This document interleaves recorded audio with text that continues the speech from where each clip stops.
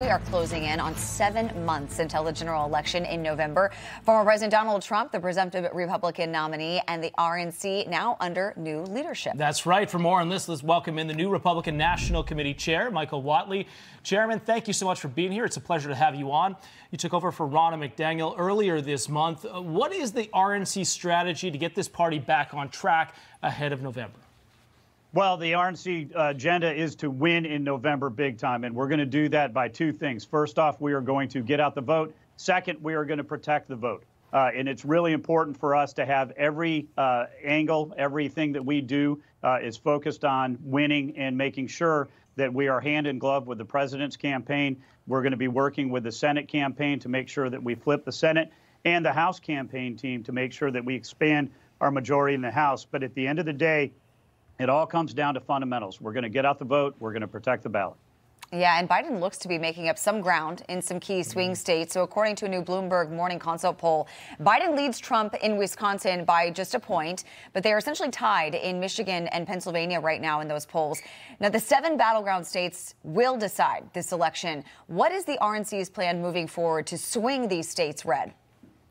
Look, it's all about having those communications with the American families, the American voters, right?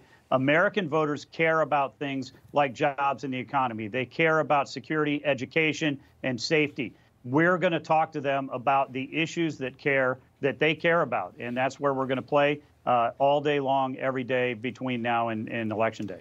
So with Donald Trump, he had a big hold on a lot of the voters throughout the primary season. But Ambassador Nikki Haley, she still received around 3 million votes. And we see many Americans who are not too thrilled about this Biden-Trump rematch. What does the RNC have to do to grab those Haley supporters and get them on Team Trump? Well, Donald Trump cleared the primary earlier than any nominee has ever done so in a contested primary.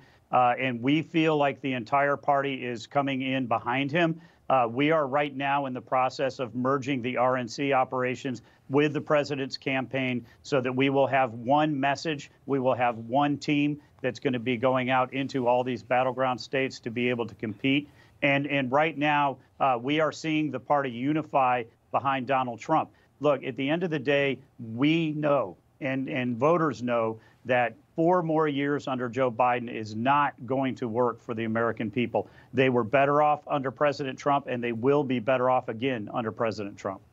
The RNC co-chair, Donald Trump's daughter-in-law, Laura Trump, while picking a family member, it's not usual and it's not standard protocol for parties, but it's not unheard of. I know Ronald Reagan had his daughter elected as the co-chair of the RNC back in 1987. What have you seen from her so far in this role?